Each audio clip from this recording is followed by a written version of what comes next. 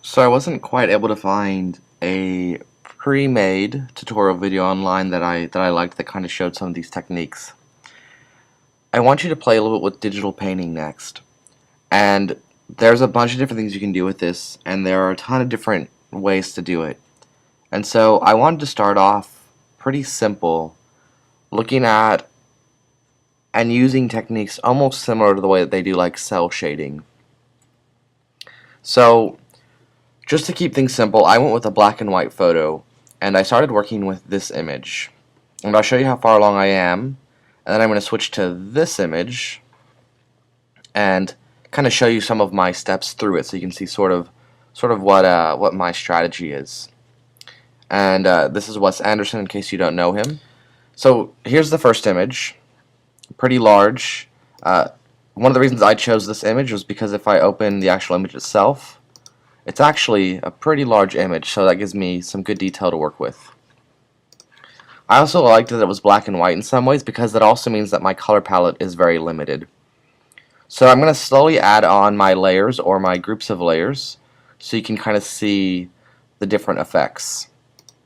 So I've got a blur, a very strong blur underneath, and then this cutout filter effect from the filter gallery.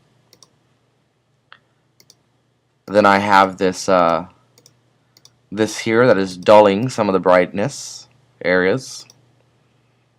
Group 1 is a group I haven't done anything with yet. Face. So you can see starting to add digital painting. Hand. Hair. A layer to kind of crush the blacks. And then a colorization layer on top. And I like the sort of red-blue two-tone. You might not, but that's okay if not.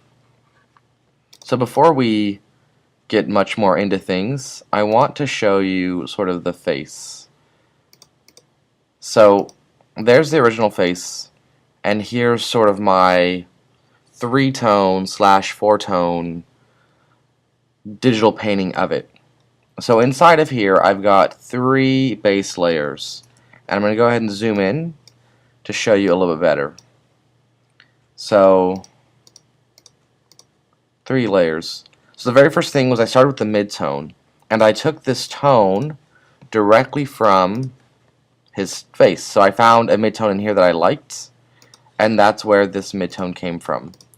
The dark tone is another tone from the dark shadow area of his face, and the highlight is once again from the light areas of his face. And then on top of that I added sort of just some higher accent colors, and they're even brighter, so I took the brightest color and made it a little bit lighter. Alright, so you can see the mid-tone, the dark, the highlights, and then the extra bit of brightness on top. Now I colored this directly on top, and I'll show you kind of how as I get a little bit further. So I've also done his hand here, and it has the same set of layers, and I used the exact same colors. I didn't resample from his hand because that would throw off the colors that are in his face, so I used the exact same colors there. I haven't done the bottom hand yet, but I've got the top hand. And so in here I've got a mid-tone first, the darker areas, the lighter areas, and a few highlights. And then I also have the hair. So more or less, once again, more or less the same, not quite the same, but close. So I've got a dark area here, a dark layer, and I actually let some of the original hair show through to have even darker. I added in some mid-tones. I was getting a little tired by the time I got to the hair, so I wasn't as accurate, but I think it's okay. And then I duplicated this dark layer here and added it on top so I could work in a few more dark areas, a few more dark fibers. And then I added some highlights, and then I crushed the blacks. So that way you don't see as much difference, but there is still some subtle differences in there. I'm not 100% happy with the hair, and I'll probably go back and edit some a little bit more, but you get the idea. And at this point, I'd already done quite a bit, and I didn't want to have to go do all of the suit. That would take a long time. Now, one of the nice things about it being a black and white photo, I have very limited colors, which then let me do the cutout, the filter cutout. Now, I could have done it anyways. I mean, the number of colors doesn't matter whether or not you can actually do it, but it did affect how many shades there are. So when you do a cutout, you can only have so many different levels. And I wanted there to be quite a few levels, but I didn't want a whole lot. Now, I could choose a whole lot here because it's all just shades of gray. If there were colors in here, that would overcomplicate things because you've got different shades and different colors. So by doing this, I was able to get quite a bit more. Now, I didn't start with that because, I mean, frankly, that just doesn't look very nice for the face. So I like that much more.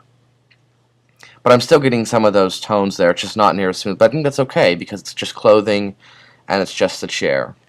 Now, I didn't like what it did to the background.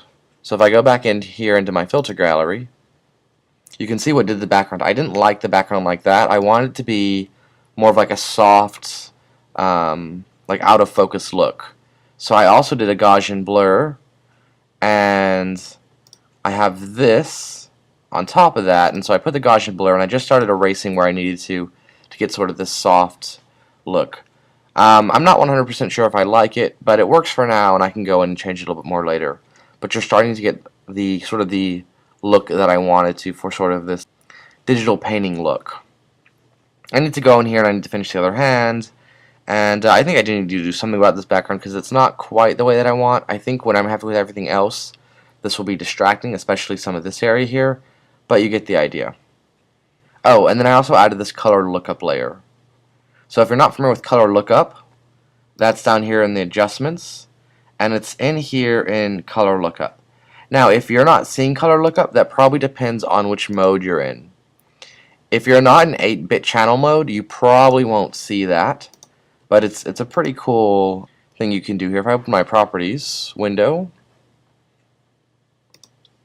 I've got all these different adjustments that I can do. It's sort of like that you might find in like Instagram or something like that, but it's a little bit different. These are actually meant for like 3D work, and so the way that they apply the colors is a little bit different, and it's not just a color change on some of them. It's doing more than just that. But even though it's meant for 3D, you can still use it for 2D, so you can get some interesting effects in here if you want to play with some of them and check some of them out. There's some fairly cool stuff in here that you can do, and we'll play with some of that a little bit more later. I like the red, blue, yellow. And so that's a little bit about what I've created. I'm going to show you in the next video how I did some of the coloring. And that's kind of what I'm going to want you to do. I'm going to want you to find an image. You can grayscale it if you want. You can start with color one, doesn't matter. And you could even do this with color if you want to. It just adds a little bit of extra complexity because you've got extra variables in there that I didn't have.